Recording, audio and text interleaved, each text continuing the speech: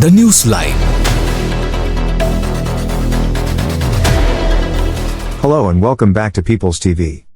In today's news commentary, we draw your attention once again to Iran's nuclear processing plants. Last June, during its standoff with Iran, Israel targeted the uranium enrichment facilities. Although Israel dared to carry out such strikes, it lacked the technology to hit these plants effectively from the air. In other words, Israel did not possess the underground bunker-busting bombs required for such missions, nor the stealth aircrafts capable of delivering such heavy ordnance. Nevertheless, Israel proceeded with the resources it had at its disposal. The nation firmly believed it could not miss this historic opportunity, convinced that the time to act was now. Although the United States possessed the heavy ordnance and B-2 Spirit aircraft necessary for such missions, it did not step forward to assist Israel, despite the Jewish state's expectations. Washington withheld support until Israel took the initiative and demonstrated extraordinary success in the opening hours of the conflict. In real-life situations, friends are present when everything goes well, but when failure strikes, they often disappear, and we cannot even find them. Similarly, if Israel had failed, if Iran had mounted unexpected resistance, or if Israel had lost the conflict, the United States would likely not have lifted a finger to assist in striking Iran, though it might have provided support in self-defense. Nevertheless, Israel's extraordinary success in the opening stages forced Iran to its knees, convincing the U.S. to step in and assist in targeting the uranium enrichment facilities. We cannot overlook the pivotal role played by the Mossad in the conflict. Although Israel lacked the powerful ordnance that the United States possessed, the Mossad demonstrated extraordinary skill and effectiveness in the first hours of the conflict.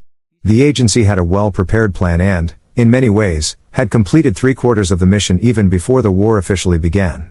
By the time hostilities erupted, the Mossad had already established a foothold in Iran and successfully executed a number of critical operations on Iranian soil. From the outset, Israel was determined to neutralize the human resources essential for uranium enrichment for weaponization, even if the facilities themselves could not be destroyed. This is why Iranian nuclear scientists were specifically targeted and eliminated within the first few hours of the conflict.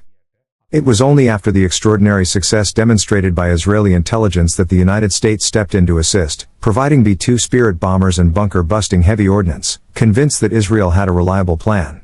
Although Iran has several uranium enrichment facilities, Isfahan and Fordo were the primary targets of the U.S. Air Force strikes. While Iran remained largely silent following the strikes, pro-Iranian factions offered varying opinions on their aftermath. These included international media outlets as well as self-proclaimed war analysts on social media. Many claimed the strikes were unsuccessful, suggesting that Iran had moved the already enriched uranium prior to the air raids. Some even pointed to satellite imagery, arguing that the visible craters were merely the result of bomb detonations on the surface and that the bombs had never reached the underground facilities. America, on the other hand, consistently highlighted the success of the strikes in the media.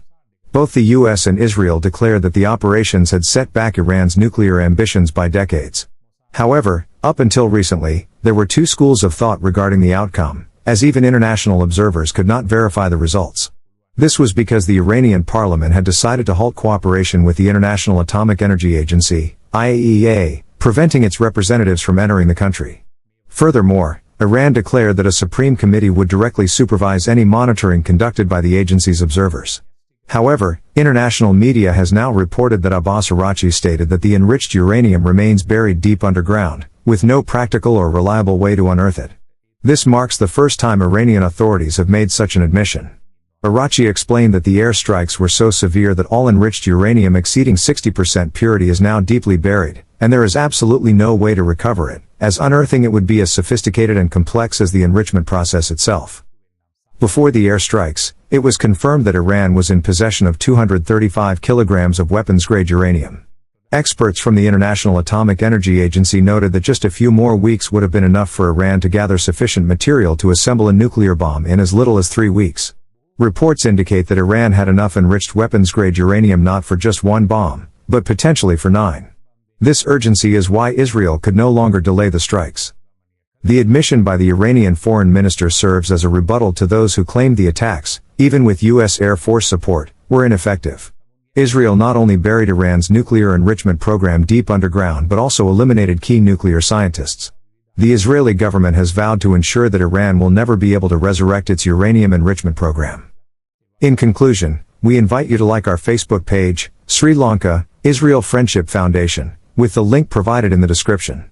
We would also like to remind you about the peaceful protest in support of Israel, scheduled to be held in front of the United Nations office at Thumula Junction on the 30th of this month. Kindly join our WhatsApp group to stay up to date on the event. The link is also provided in the description. If this report helped you see the situation on the ground clearly, don't keep it to yourself. Like, share, and subscribe to People's TV, where truth has no agenda, and facts speak louder than spin. Subscribe us for more details.